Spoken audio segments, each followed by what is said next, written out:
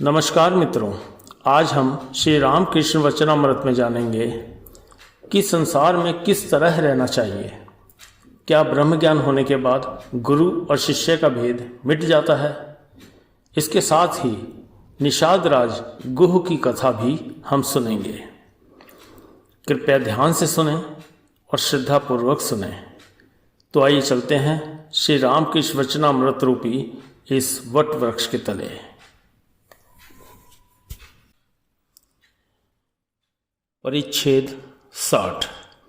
9 दिसंबर 1883, दिन रविवार। संध्या का समय है। श्री रामकृष्ण अपने कमरे के छोटे तख्त पर बैठे हुए जगन माता का चिंतन कर रहे हैं। क्रमशः मंदिर में देवताओं की आरती होने लगी। शंख और घंटे बजने लगे। मास्टर आज रात को यहीं रहेंगे।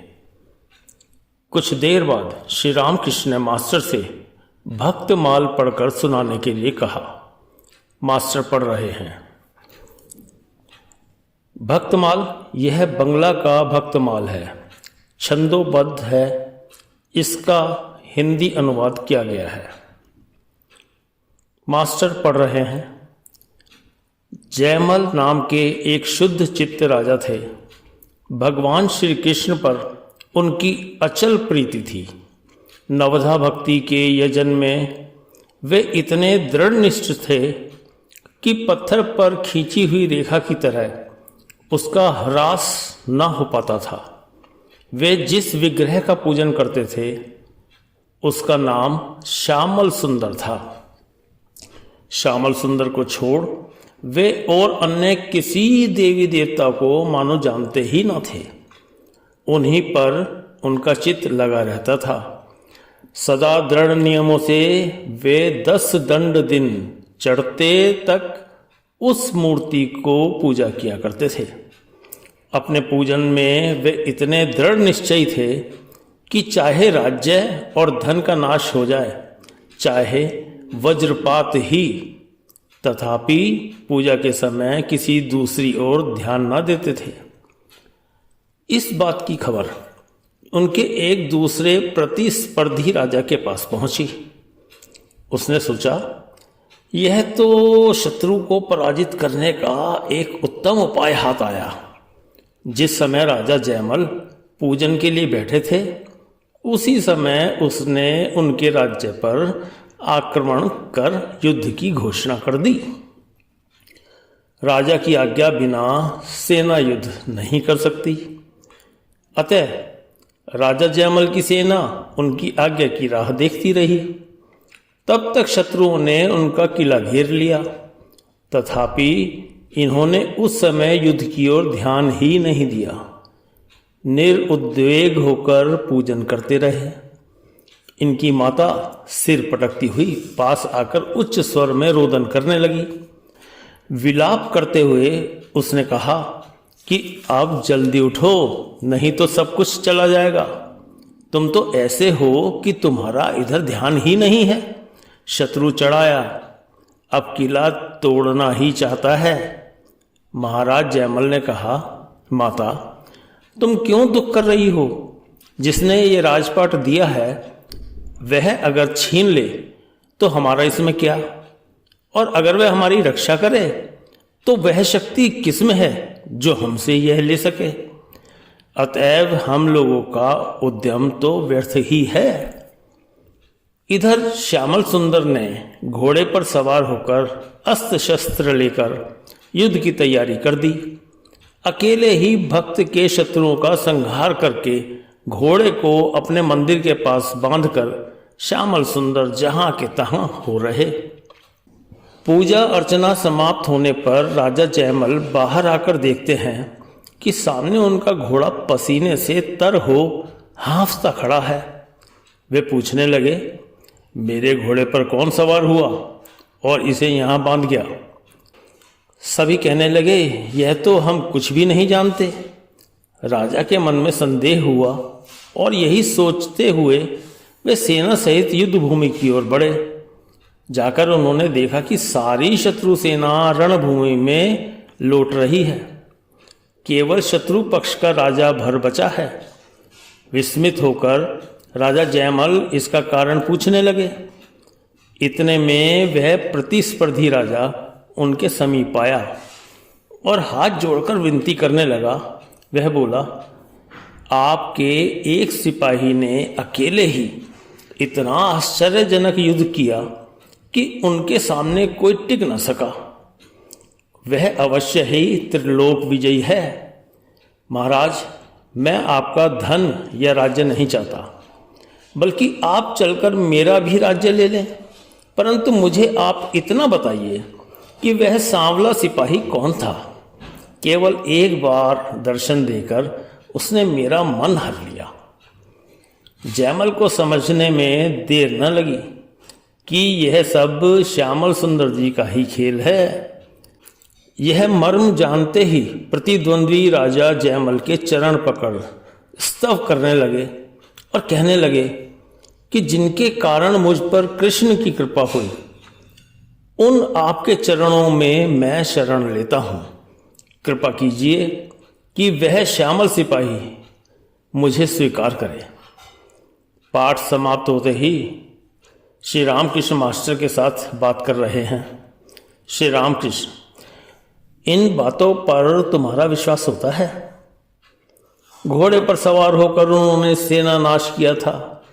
इन सब बातों पर क्यों, क्या कहना है तुम्हारा? मास्टर, भक्त ने व्याकुल होकर उन्हें पुकारा था, इस पर विश्वास होता है।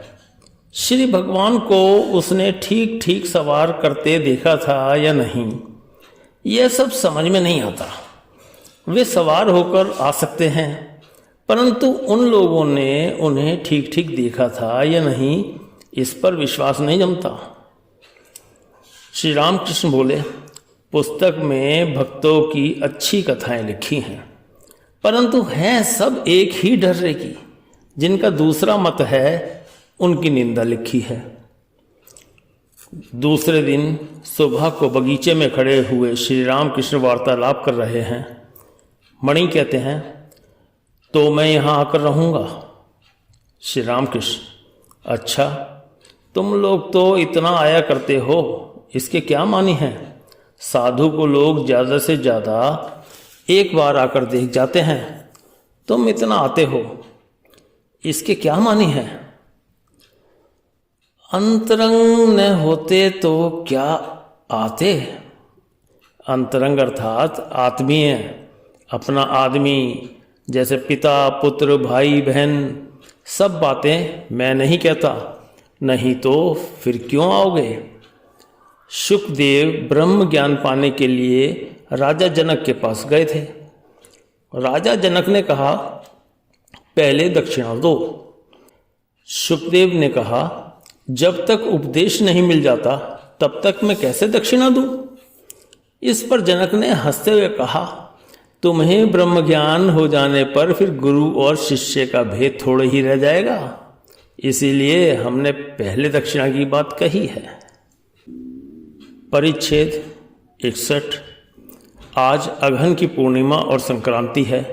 दिन शुक्रवार 14 दिसंबर 1883। श्री रामकृष्ण अपने कमरे के दरवाजे के पास दक्षिण पूर्व के बरामदे में खड़े हैं। मणि ने आकर भूमिष्ठ हो प्रणाम किया। श्री रामकृष्ण ने कहा, आ गए, अच्छा हुआ, आज दिन भी अच्छा है। मणि कुछ दिन श्री रामकृष्ण के पास रहेंगे, साधना करेंगे। श्री रामकृष्ण ने कहा, थोड़ी साधना करते ही कोई आकर तुम्हें बता देगा, ऐसा है, ऐसा करो। श्री रामकृष्ण ने इनसे कहा है, यहाँ अतिथिशाला का अन्न तुम्हारे लिए रोज खाना उचित नहीं, यह साधुओं और कंगालों के लिए है। तुम अपना भोजन पकाने के लिए एक आदमी ले आना। इसीलिए उनके साथ एक आदमी भी आया है।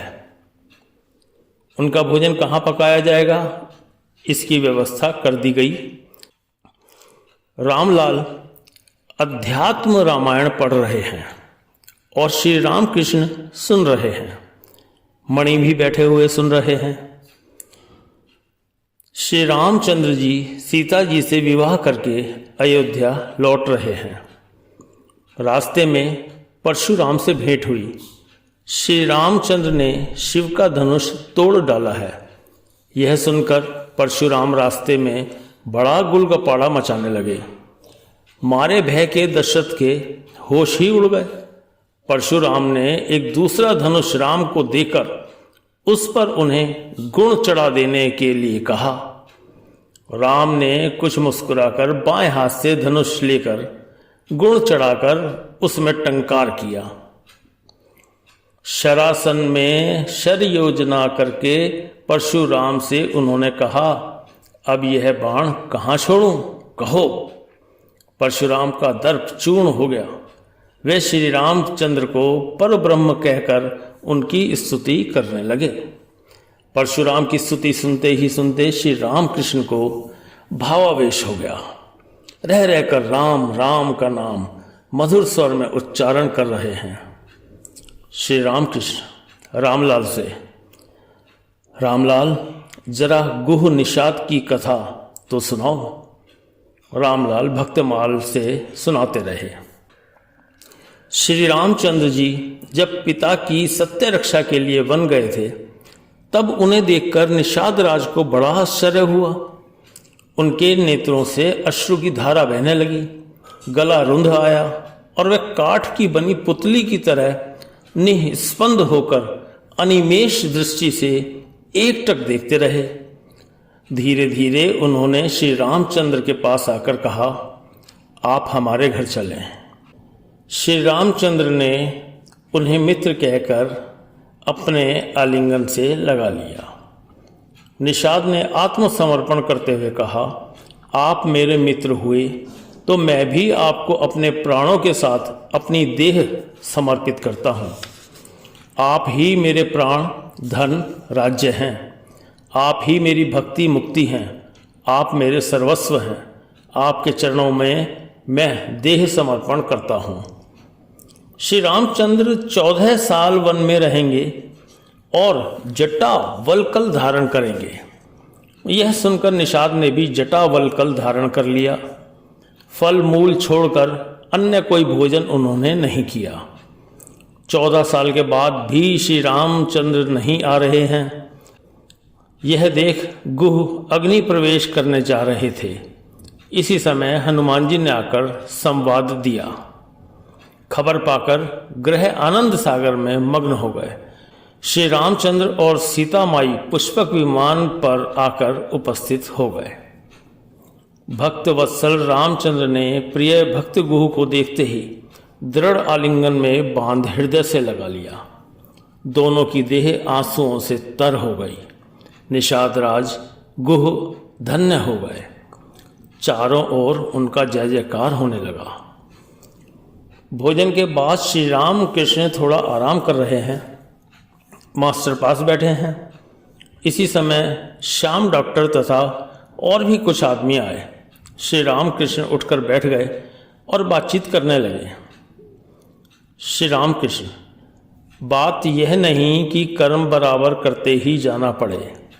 ईश्वर लाभ हो जाने पर कर्म फिर नहीं रह जाते। फल होने पर फूल आप ही झड़ जाते हैं। जिसे ईश्वर प्राप्ति हो जाती है उसके लिए संध्यादि कर्म नहीं रह जाते। संध्या गायत्री में लीन हो जाती है, तब गायत्री जपने से ही काम हो जाता है और गायत्री का लय ओंकार में हो जाता है। तब केवल गायत्री जपने की भी आवश्यकता नहीं रह जाती। तब केवल ओम कहने से ही हो जाता है। संध्यादि कर्म कब तक है? जब तक हरिनाम या राम नाम में पुलक न हो, अश्रुधारा न बहे। धन के लिए या मुकदमा जीतने के लिए पूजा आदि कर्म करना अच्छा नहीं है। एक भक्त, धन की चेष्टा तो मैं देखता हूं सभी करते हैं। केशव सेन को ही देखिए, किस तरह महाराजा के साथ उन्होंने अपनी लड़की का विवाह किया। श्री रामकृष्ण, केशव की बात दूसरी है। जो यथार्थ भक्त है वह अगर चेष्टा भी ना करे तो भी ईश्वर उसके लिए सब कुछ जुटा देते हैं। जो ठीक ठीक राजा का लड़का है वह मुशाहरा पाता है। वकील आदि की बात मैं नहीं कहता, जो मेहनत करके दूसरों की दास्ता करके रुपया कमाते हैं। मैं कहता हूँ ठीक राजा का लड़का, जिसे कोई कमाना नहीं है, वह रुपया पैसा नहीं चाहता, रुपया उसके पास आप ही आप आता है। गीता में इसे कहा है यदृच्छा लाभ। जो सद ब्राह्मण है, जिसे कोई कामना नहीं, वह चमार के यहाँ का भी सीधा ले सकता है।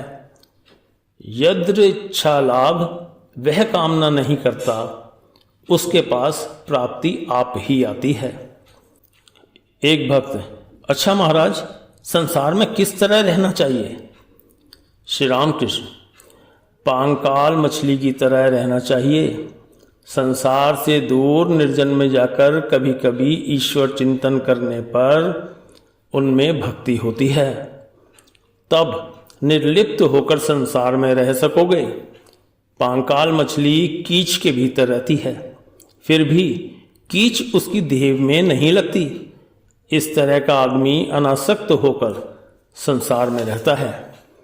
श्री रामकृष्ण देख रहे हैं, मणि एकाग्र चित्त से उनकी सब बातें सुन रहे हैं। श्री रामकृष्ण मणि को देखकर, तीव्र वैराग्य होने से लोग ईश्वर को पाते हैं। जिसे तीव्र वैराग्य होता है उसे जान पड़ता है संसार दावाग्नि की तरह है, जल रहा है। वह स्त्री और पुत्र को कुएं के सदृश देखता है। इस तरह का वैराग्य जब होता है तब घर द्वार आप ही छूट जाता है। केवल अनासक्त होकर संसार में रहना उसके लिए पर्याप्त नहीं है। कामिनी कांचन यही माया है। माया को अगर पहचान सको तो वह आप लज्जा से भाग खड़ी होगी। एक आदमी बाघ की खाल ओढ़कर भय दिखा रहा है। जिसे भय दिखा रहा है उसने कहा, मैं तुझे पहचानता हूं, तू तो हिरुआ है। तब वह हंसकर चला गया और किसी दूसरे को भय दिखाने लगा। जितनी स्त्रियां हैं सब शक्ति रूपिणी हैं। वही आदि शक्ति स्त्री का रूप धारण किए हुए है। अध्यात्म रामायण में है, नारद आदि राम का स्तव करते हैं। हे राम, जितने पुरुष हैं सब आप हैं, और प्रकृति में जितने रूप हैं सब सीता है। तुम इंद्र हो, सीता इंद्राणी। तुम शिव हो, सीता शिवानी। तुम नर हो, सीता नारी। अधिक और क्या कहूँ? जहाँ पुरुष है वहाँ तुम हो, जहाँ स्त्रियाँ हैं वहाँ सीता है। भक्तों से, मन में लाने से ही त्याग नहीं किया जा सकता। प्रारब्ध, संस्कार, ये सभी हैं। एक राजा से किसी योगी ने कहा, तुम मेरे पास बैठकर परमात्मा का चिंतन करो। राजा ने उत्तर दिया, यह मुझसे ना होगा। मैं यहाँ रह सकता हूँ, परंतु मुझे अब भी भोग करना है। इस वन में अगर रहूँगा तो आश्चर्य नहीं कि इस वन में भी एक राज्य हो जाए।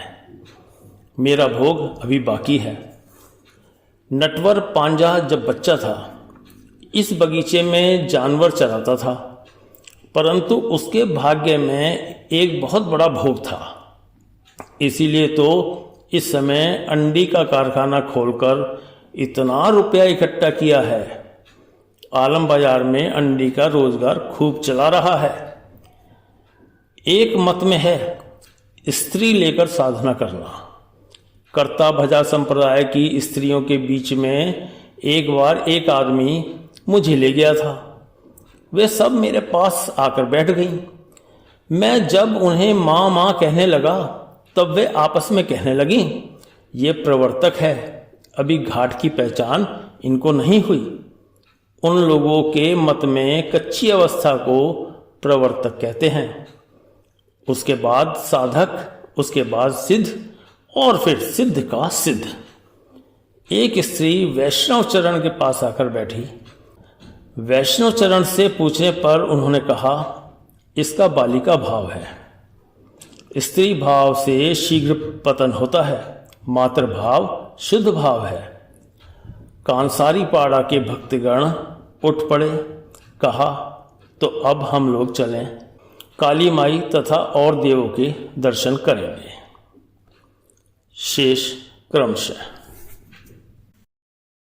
हमारे चैनल को सब्सक्राइब अगर नहीं किया तो ज़रूर करें, वह इस वीडियो को जिन लोगों तक आपको लगे पहुंचना चाहिए उन तक ज़रूर पहुंचाएं। मिलते हैं जल्दी। धन्यवाद।